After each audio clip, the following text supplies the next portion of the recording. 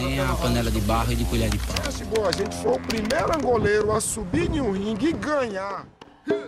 Para exibições no tablado. Continuando, Bimba disse que a capoeira genuína tem um caráter essencialmente ofensivo e defensivo. É de grande eficiência no confronto entre o inimigo para a defesa pessoal e o revide às suas investidas. Nesta situação, está claro que não irei recorrer ao urucungo nem ao pandeiro. Terei que enfrentar e abater o atacante com os recursos e ensinamentos oriundos da técnica implantada pela escola que tenho difundido. Segundo dados por mim recolhidos numa revista publicada nos primórdios deste século, a capoeiragem contava com adeptos. Era exercitada por praças e oficiais do Exército e da Marinha. Um oficial dessas corporações militares elaborou e publicou um excelente manual de capoeiragem ilustrado e destinado ao manuseio, ao uso dos seus companheiros de farda. Em 1907, foi lançado um opúsculo epigrafado, O Guia do Capoeira ou Ginástica Brasileira, de autoria de O.T.C. O folheto abrange 5 partes que focalizam: primeiro, posições; segundo, negaças; terceiro, pancadas simples, defesas relativas e pancadas afiançadas. Em 1909, travou-se uma luta memorável no pavilhão internacional da empresa Pascoal Secreto, na Avenida Central, hoje Rio Branco, que teve como protagonistas o preto siríaco Francisco da Silva e o campeão japonês de jiu-jitsu Conde Koma, que sofreu uma derrota fulminante. Peraí, Isabel, você não confia na capoeira ou não confia em mim? Eu confio nos dois, eu sempre confiei, mas você anda destemperado, Zé. Bom, parece, senhoras e senhores, que não há ninguém com coragem para enfrentar o grande campeão. Zé, se soubesse que pelo menos você não vai lutar por raiva nem por mágoa. É pela capoeira, Isabel. Mais do que isso, é pelo nosso povo. Vai me dizer que não é por isso que você dança. Não é por isso que você subiu no palco esses anos todos.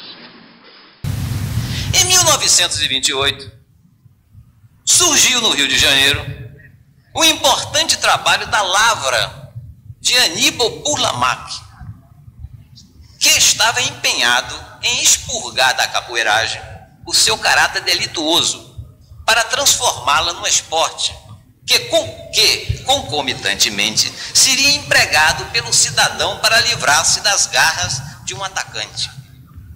Além de perceber as suas grandes vantagens ofensivas e defensivas, Burlamaque também concluiu que o seu exercício continuado iria contribuir decisivamente para a flexibilidade e a impetuosidade do indivíduo. O esforço desenvolvido por Burlamaque produziu bons resultados, pois muitos jovens da burguesia tornaram-se adeptos da capoeiragem ginástica, que, infiltrando-se nas camadas mais elevadas da coletividade, valorizou-se, propagou-se. Devemos anotar que a difusão da obra de Burlamaque, que está dividida nos seguintes capítulos: História, considerações sobre os esportes, métodos e regras, os golpes e contragolpes, exercícios e requisitos para a aprendizagem da ginástica nacional, impulsionou a fundação de escolas que visavam metodizá-las. Esta fase de renovação da capoeiragem no Rio de Janeiro tem conexões. Refletiu-se no que ocorreu na Bahia, em Salvador, na década de 30. Bimba, seguindo as pegadas de Aníbal Burlamaque, apesar das divergências concernentes à sua reestruturação, abriu uma escola onde a capoeira disciplinada, regrada, metodizada, atraía elementos oriundos de vários segmentos da população. Numa entrevista que Bimba concedeu ao Diário da Bahia, em 1936, Bimba acentuou que 2 capoeiras não poderiam disputar o título de campeão ao som do urucunco e do pandeiro, e que isto poderia ser constatado em maiores centros nos quais a capoeiragem tinha uma feição sensacional, que ele se referia aqui ao Rio de Janeiro. Para o desenrolar das lutas que estava prevendo, Bimba ressaltou a necessidade da polícia regulamentar essas exibições de acordo com as regras compendiadas por Aníbal Bulamarque Zuma no seu trabalho Ginástica Nacional, Capoeiragem Metodizada e Regrada, lançado no Rio de Janeiro em 1928. Devemos sublinhar que o papel desempenhado por Aníbal Bulamarque no Rio de Janeiro foi similar ao de Bimba, pois lá no Rio ele amalgamou a capoeiragem com o batuque, enquanto aqui na Bahia, Bimba foi quem promoveu a fusão da capoeira com o batuque. No estado da Bahia, de 2 de julho de 1936, eu, Jair Moura, deparei com um noticiário relativo a uma demonstração de capoeiragem realizada no dia antecedente na Praça Municipal às 22 horas num coreto construído para esta finalidade. Bimba apresentou-se com uma equipe integrada pelos bambas da época: Manuel Rosendo de Santana, Delfino Teles, José Alves, José Avelino, Pedro Braga, José Boi, Francisco Teles, Romão Bispo, Fernando Cassiano, José Olímpio dos Santos e Odilon Santos. As exibições foram feitas com um acompanhamento musical de 2 urucuncos, 3 pandeiros e um ganzá. Preste atenção. Neste tempo, Obira, a capoeira estava se desvencilhando da sua feição primitiva. Ela atravessava uma fase de soerguimento, devido, como já referimos, à pertinaz ação de Bimba, que contava entre seus praticantes muitos acadêmicos e pessoas pertencentes a segmentos elevados da sociedade. No dia 2 de julho de 36, Bimba, com seus alunos, fizeram uma nova exibição que concorreu para brilhantar os festejos comemorativos da nossa independência, sendo elogiado pelo então prefeito José Americano da Costa, que teceu as suas qualidades esportivas. Neste mesmo ano, Americano da Costa promoveu outra homenagem a Bimba, já consagrado campeão da capoeiragem.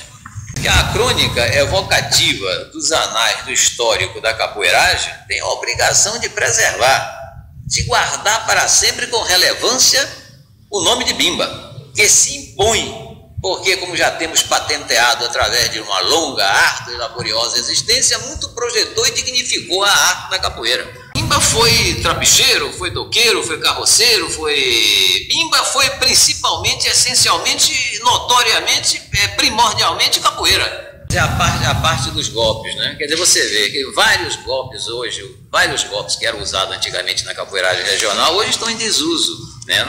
Hoje são totalmente desconhecidos, né? Não sabemos se por desleixo ou por ausência de conhecimento dos que se inculcam, dos que se dizem capoeiras. Eu acho que... Né? E você vê, hoje não se usa... Fala aqui, a capoeira mudou e está mudando, certo? A gente sabe disso. E muitas dessas mudanças não são mudanças naturais, às vezes são mudanças provocadas por falta de conhecimento. Nós vamos falar. Sim, mas nós temos que preservar, né? Okay. Quais são os golpes que você tem aí? Bom, você vê, olha, hoje está praticamente hoje está em desuso, né? O arpão de cabeça alta, o arpão de cabeça baixa, o arpão de joelho, o baú, a baiana ou arrastão, a bênção ou escorão, o balão açoitado por cima do corpo, a banda amarrada, a banda traçada de frente, a banda lisa acompanhada, a banda de costa, a boca de calça, o balão arqueado ou dobrado, a chulipa. Ok, peraí, vamos parar aqui. Tudo que você falou aí eu sei, mas eu não sei o que é chulipa.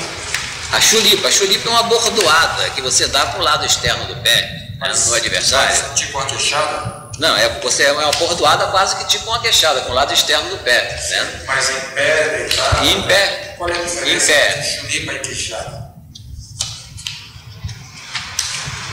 A diferença entre chulipa e queixada? Bom, a chulipa que você dá com a parte externa do pé, no adversário, né? E a queixada que você dá com o calcanhar, com o calcanho, né? De lado, né? A cruz, por exemplo, a cabeçada solta, a cabeçada presa, a cabeçada solta e cabeçada presa. A cabeçada solta é um vigoroso recurso, né? É muito difundido na capoeira. Tinha como alvo o peito, a barriga e o rosto, e comumente era dada de baixo para cima, né? Tipo a cabeçada claro. E a cabeçada presa, né? A cabeçada presa seria qual? A cabeçada presa você agarrava o adversário pela cintura, tá entendendo? E dava a cabeçada, né? E tinha também a currumela, que era um golpe de cabeça também, que era também a cabeçada aplicada de baixo para cima no queixo do adversário. Né? Tinha a calcanheira, que era a chavascada de calcanhar, tinha a chibata, tinha o cruzo, tinha o calço. O cruzo é a mesma coisa da cruz? Não, o cruzo é um golpe desequilibrante. Como né? É desequilibrante, né? O cruzo para explicar assim, só demonstrando, só fazendo, né? Só demonstra depois. O calço, tinha o calço, ou a rabanada, né? Tinha o dourado, tinha a encruzilhada,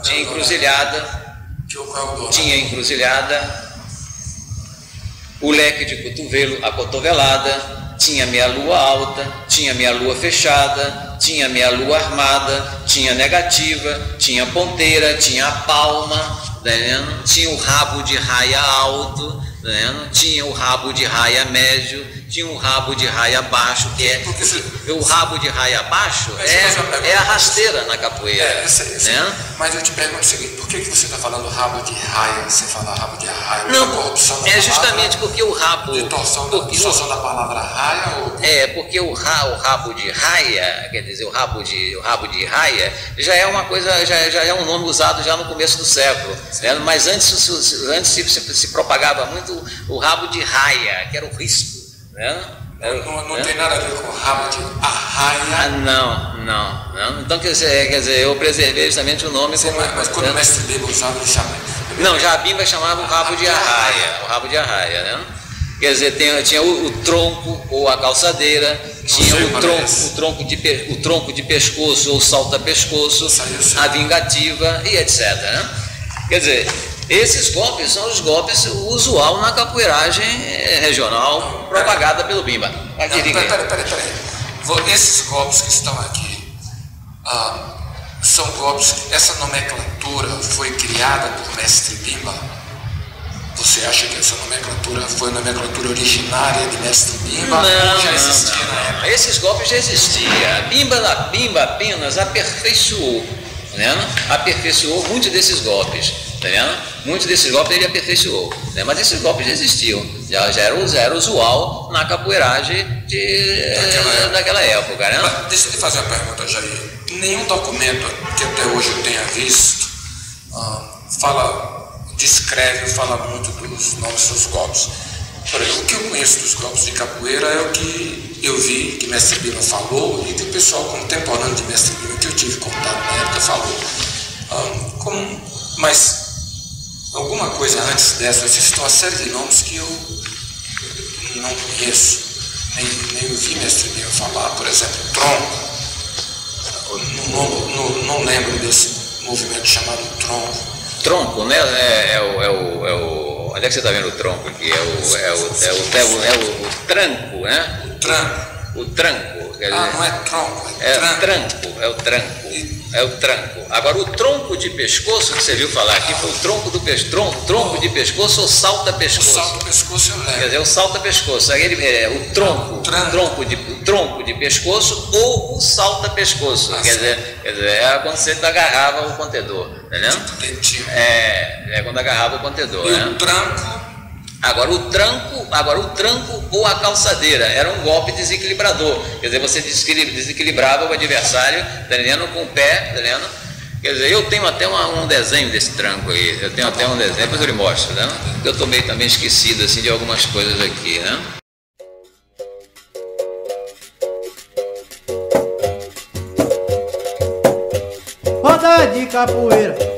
Roda de capoeira, é campo de batalha, é jogo de mandinga.